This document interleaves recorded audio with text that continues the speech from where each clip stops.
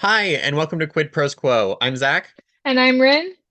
and today we are joined by a very special guest, my wife. Um, we have brought my wife on today to talk a little bit about historical consciousness, and I want to take this opportunity to give a professional introduction for my wife because she's pretty cool.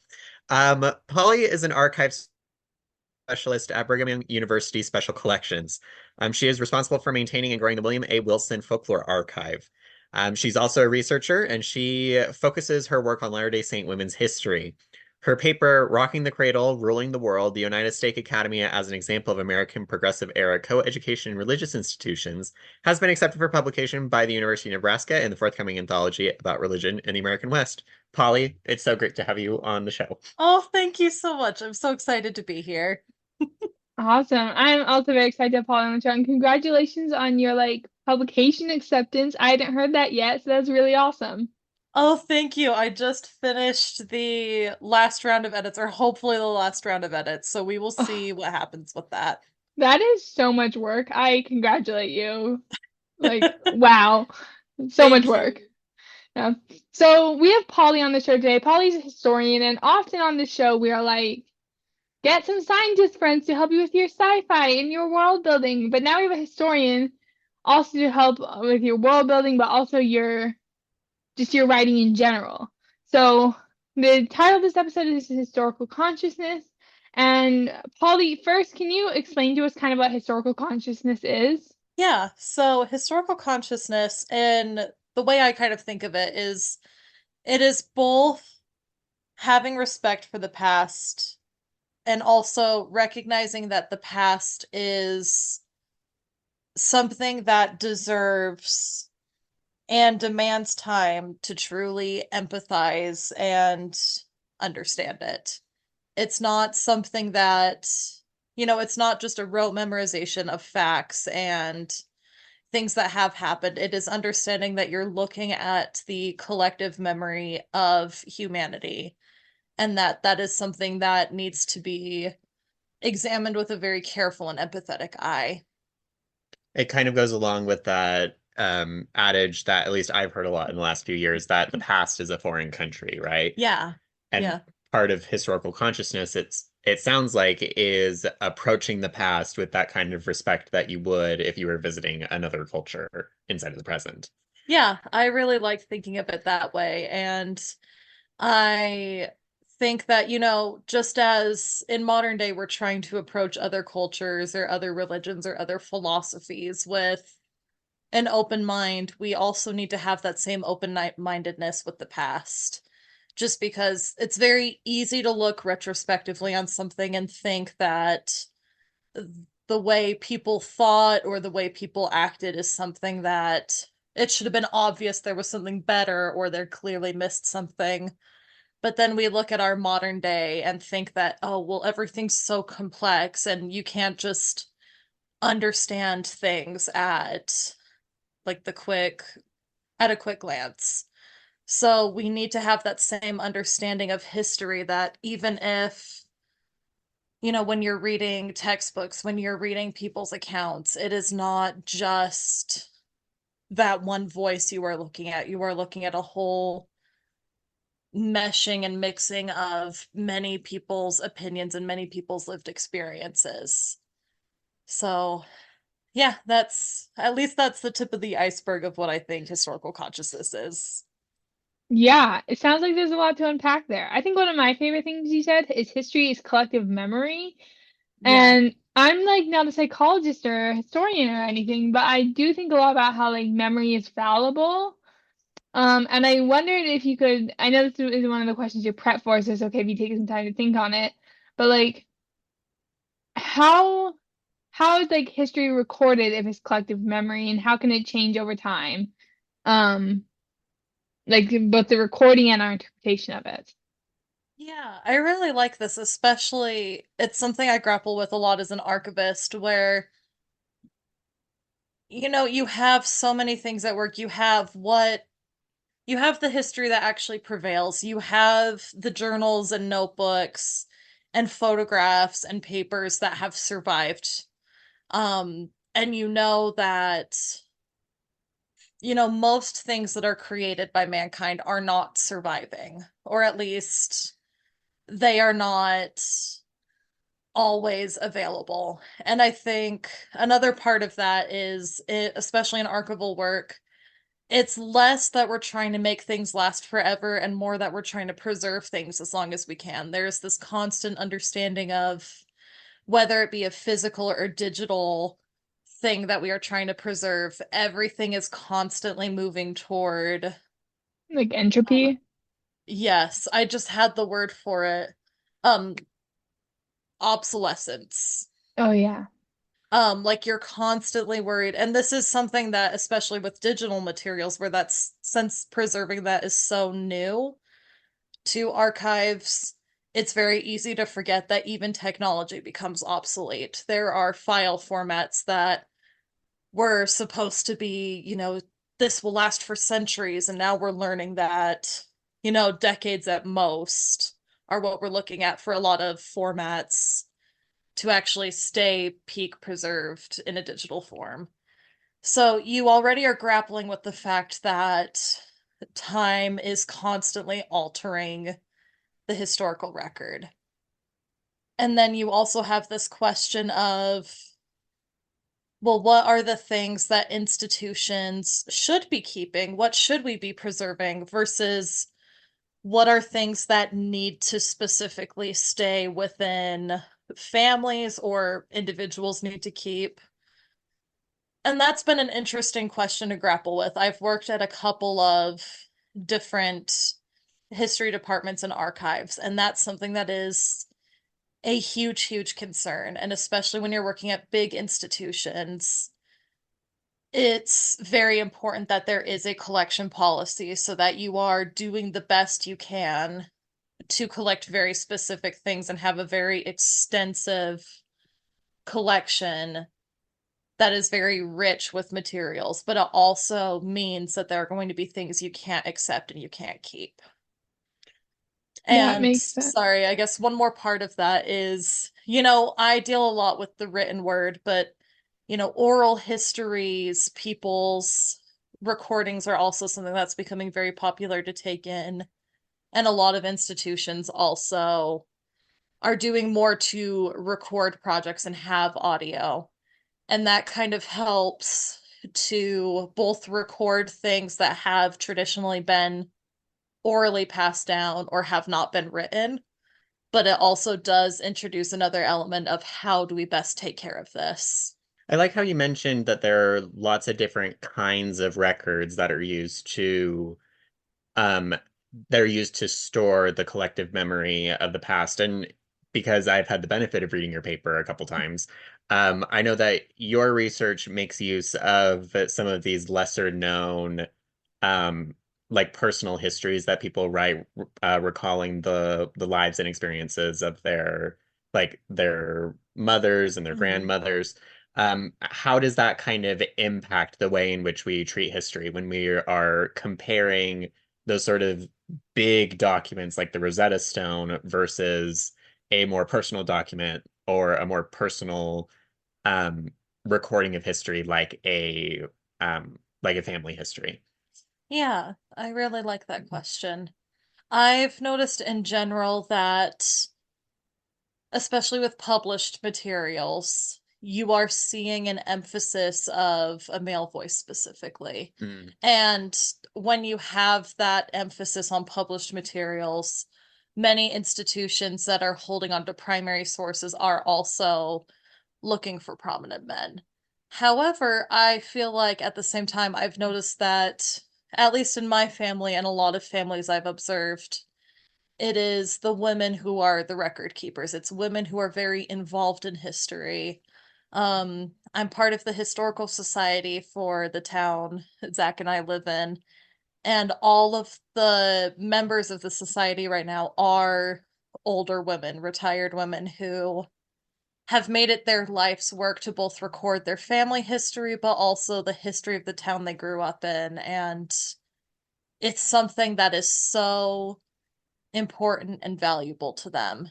And so when I was writing my paper, I thought to check some other not traditionally used platforms to look for primary sources. So, for example, I used Family Search, which is a family history website, and it's often used to build family trees. And a lot of times, members of a said family will put something called memories on the family tree, where under a specific person's profile, you can add photographs, you can add life sketches and biographies.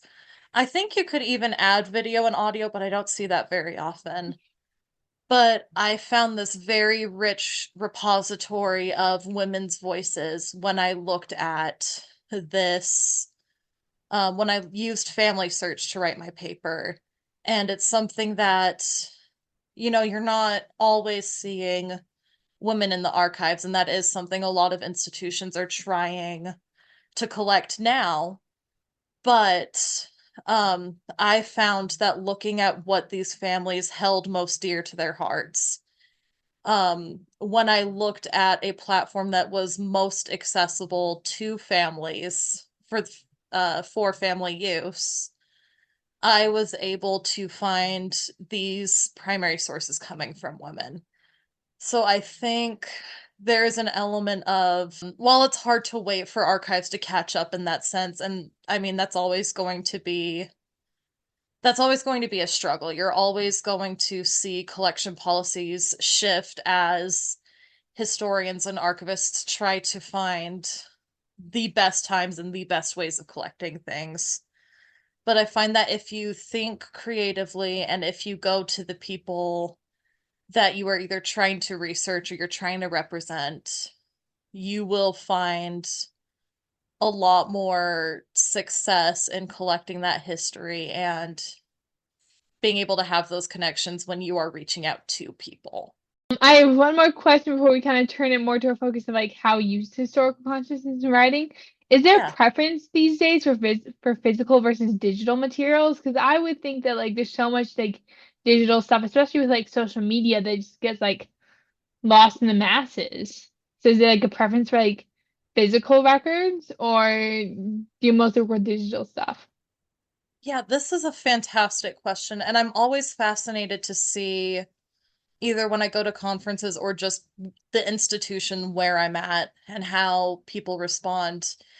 I think right now the whole archival field is kind of split into two, where you have the people who entered archives and special collections because they want to be with the old stuff. And I do think there's value in that. They want to preserve the journals that have gone neglected. They want to preserve those physical things. And there often is kind of with that a discomfort with digital materials and switching to a very, very digital world. Um, I mean, part of the switch to digital is out of necessity. It's a lot easier for special collections, especially when you're in a university. It's a lot easier to have that digital catalog where people could search. And it's a lot easier for students and faculty alike to do their own research if you are digitizing materials. But that is something that's very new, and as technology continues to change and change rapidly, that is something that is very daunting, I think, to many archivists. But at the same time, you do have this newer wave of archivists who have either grown up with this technology or are very invested in learning about it because they understand, like, if we do not start doing the work of preserving digital materials, we are going to lose that opportunity quickly. One of my colleagues manages the audiovisual materials, and a big part of his job is constantly working with film, with um CDs, cassette tapes, just all these different technological formats that contain very valuable information and data, but the technology that was used to read that data is becoming obsolete. So Mm. he was talking to me about how he has entire offices where students work where they just have like every VCR player, every DVD player, every stereo under the sun to try and read things. But um like there's always a concern about those machines breaking down. They have to be so careful and make sure when they're dealing with film, making sure that the film hasn't shrunk and it's not going to get jammed. Hmm. Um, and I haven't even started getting into more of our digital age stuff. Like this is just kind of that in between. As you watch technology change and improve, you're also seeing technology become obsolete so quickly. But then things like CDs, for example, those were believed to be like the way to store information. Especially going into the 21st century, CDs were supposed to be that was the format you put things in if you wanted it to last forever. But now people are realizing CDs don't last that long and files constantly need to be represerved and backed up, and you have to have a file in, 6 or 7 different places just to make sure you always have access and it's always safe. So you do have people who are very excited about that challenge and they're willing to take that on, and you're seeing this wave of advocacy for greater resources to go to digital materials and materials that are born digital, which means its first creation was in a digital format.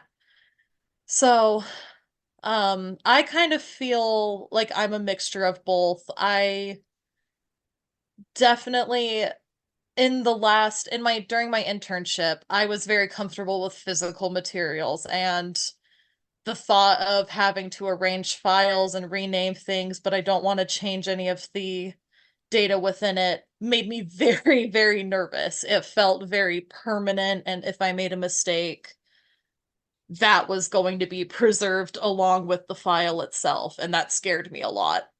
Whereas now I'm working with folklore students who are submitting their folklore fieldwork to the archive, and that is almost completely digital. I wouldn't know what to do if a student asked me to turn in, like they wanted to turn in a physical paper or something like that. We don't have a pathway for that built anymore. It really is a digital submission. And so it's been interesting to see how, depending upon where I'm at, I kind of gravitate toward either the digital or the physical. I'm glad I've had experience with both. I think that's very valuable, but it is something that I think shifts greatly throughout the um, archival field. That's really interesting about how a big part of understanding history and thinking about why we think about history in certain ways comes down to how it's recorded and how it's preserved. Yeah. Yeah, even making me think about how I like preserve my like writing files. Like, will Scrivener always be around to have the .scriv extension? Probably not. I should probably find a reader that's other than Scrivener for those files. Right. Um, yeah. So let's talk a little bit more about like historical consciousness in writing. How can Yeah. you tell when an author has or doesn't have historical consciousness? Like, what are some key giveaways? Yeah. So I think kind of with this, and I'll kind of get into appropriation a little bit here as well. Um, to me, appropriation, whether it be cultural or historical or appropriation of any kind, it is when you are taking an aesthetic, but you take this aesthetic for your own personal benefit or gain, but then you ignore the sum weight of the politics and the religion and the culture and the individualized lived experiences that come with with that aesthetic. Um, and it's very difficult to exactly pinpoint it. Part of that is, to me, it is intention. best case scenario, if you want to borrow an aesthetic, you are unknowingly ignorant of what you are doing. You just think that this one thing is cool and you want to implement that in your storytelling. And it comes from, hopefully, it's coming from a pure place of interest. However, at worst, you are disregarding and you are willfully ignoring this opportunity to connect with people or with a culture or with history.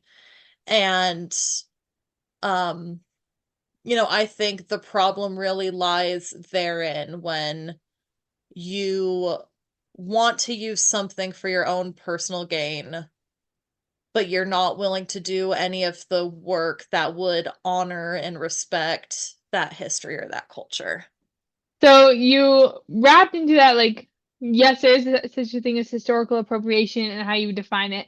How can authors avoid it? Like, you talked a little bit about how you need to really dig into the history or the culture behind the aesthetic.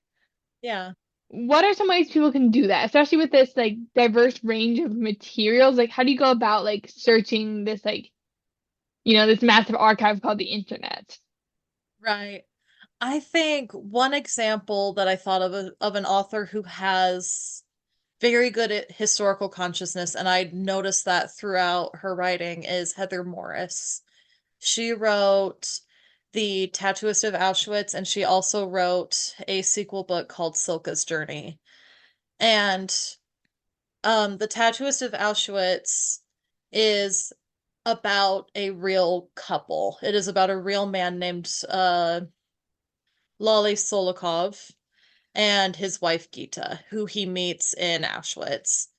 And one thing Morris does very well in both of her novels, but I especially appreciate it with the first one, she goes into her process of what it was like to interview Lale and what it was like to hear his story. And she talks about how the first couple of times she visited him, very little was said, if anything at all.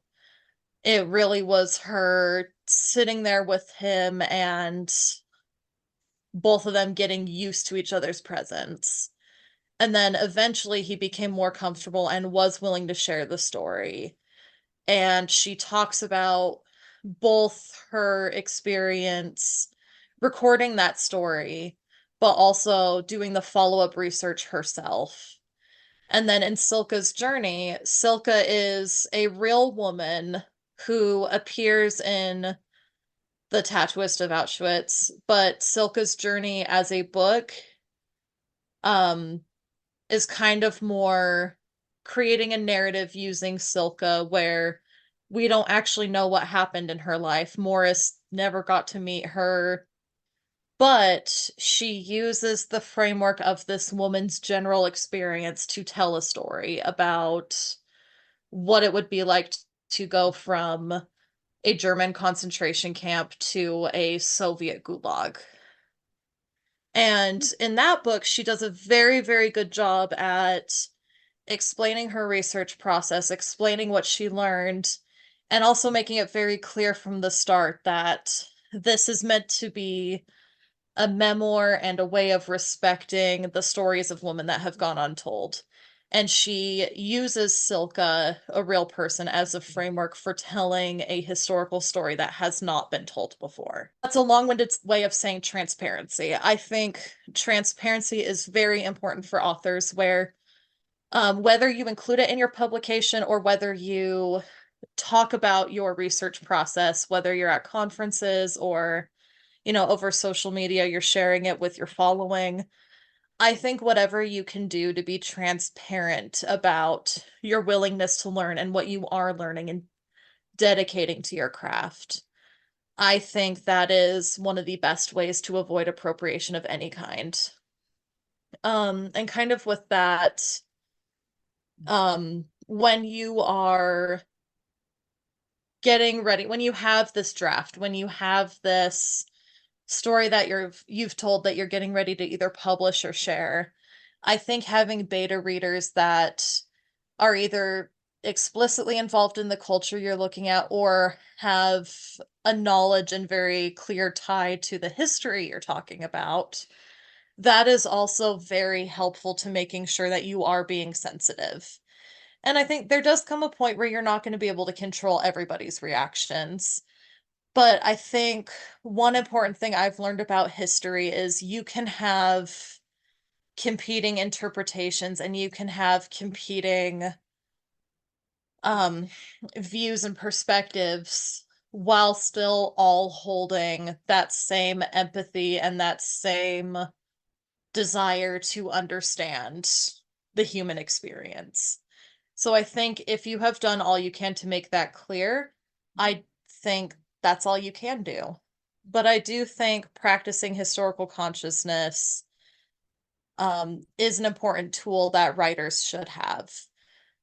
Just like how you would take classes on character building or world building, you should also, at the very least, become comfortable with doing research. I feel like that is an expectation of a good writer, and that is an expectation of storytelling in general is you know what you want to accomplish with your story. Make sure that every element you're using is something done tactfully, carefully, with intention. I like how you mentioned using beta readers Mhm. because that's something that we use. I mean, we use sensitivity readers when we're writing outside of our cultural experience. So it makes total Yeah. sense with the metaphor of history being a foreign country. We need people who are connected to the past. Um, in the case of like, because there are some events where you can go and you can talk to people who survived or who experienced certain events. Yeah.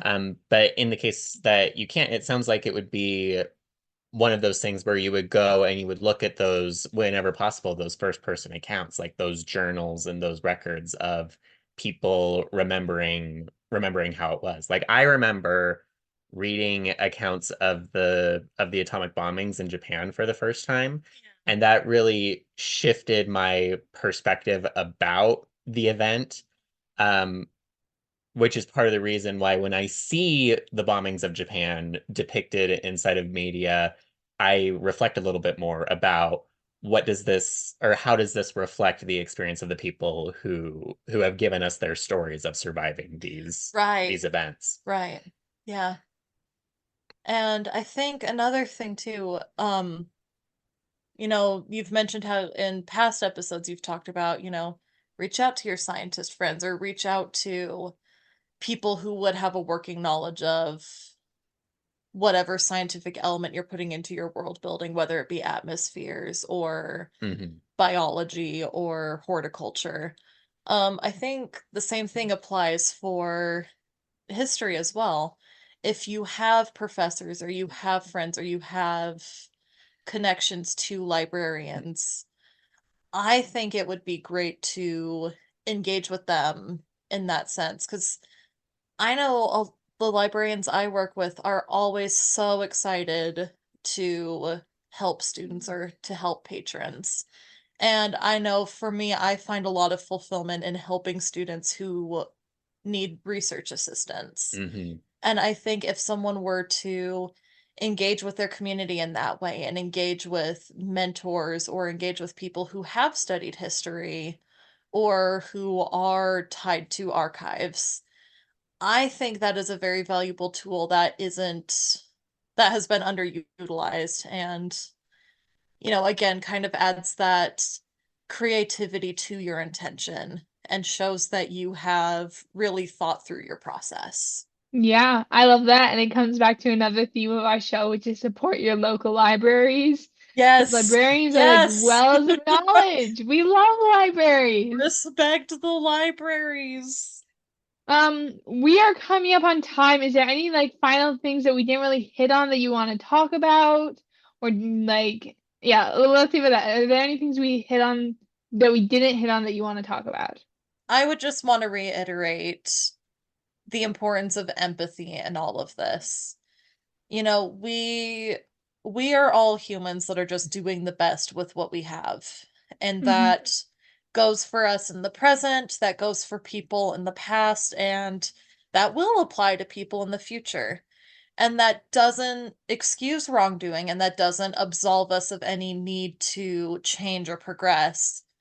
But I do think when we choose to have empathy, when we choose to reach out to understand in both our storytelling and our research, we are able to tell stories that matter. We are able to research those who have been lost to time.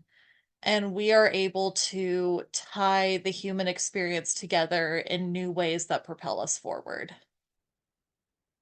Wow, that was beautiful. Oh, thank you. Yeah, I love that.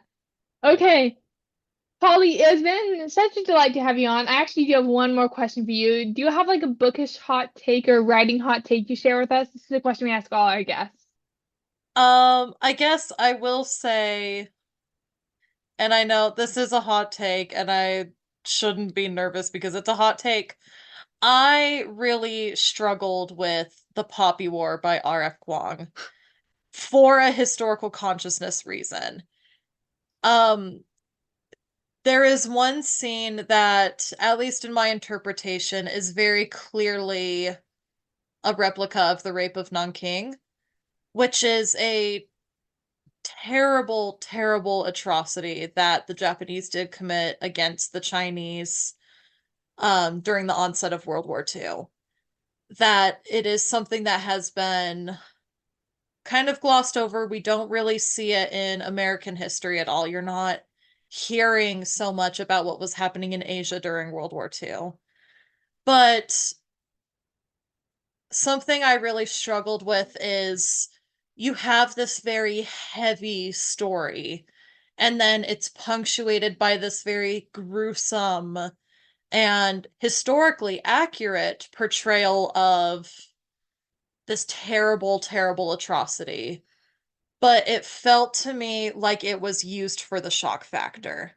And that is one of my personal no-nos when it comes to historical consciousness. I think there is a very clear line writers need to have between this is going to benefit the story and the storytelling versus, oh, this benefits me as the author and I can use this. This aids me in the storytelling. And I think there is a shift where, especially with history, you want to be careful of, this is benefiting me to talk about this, or this is my personal soapbox versus I'm incorporating this into my storytelling because it matters that the story is told. And I think when you use these massive, historically accurate, terrible atrocities as a shock factor where it's unclear of what your intention is, that is something that bothers me. I love how you Yeah. took bookish hot take and historical hot take and you just went, I'll pick both. Yeah, that Yeah. was awesome. I haven't read The Poppy War mostly because Zach told me it was very like graphic. Like it was on my list and he's like, yeah, this is graphic and there's all these problems with it. And that just like added another tick to the reason of why I will not be reading The Poppy War. And I don't want to trash R.F. Kuang. Like, I'm not trying to make this I'm not trying to Anti-RF rag on someone Kwong. who's popular and Yeah. successful, but I do think it's important to have these critiques of, these are things that are done well, but these are things that, Less so. yeah. Yeah, that checks out. Well, thank you so much for coming and listening to Oh, Paulee thank talk you about so something. much for And having Paulee, me. yeah, thank you so much for coming on. We really appreciate it. This was a delightful episode. This was really fun. I wasn't fully sure what to expect, but I really enjoyed this. I'm so glad. Okay, well, this has been Quid Pros Quo. Tune in next week for more Quid Pros Quo. Pros Quo is hosted by DC Winters and CK Jensen. If you like this episode, be sure to leave us a rating. And if you'd like to contact us, you can email us at quidprosquo@gmail.com. For more episodes, check us out on Spotify, Apple Podcasts, or wherever else you get your podcasts.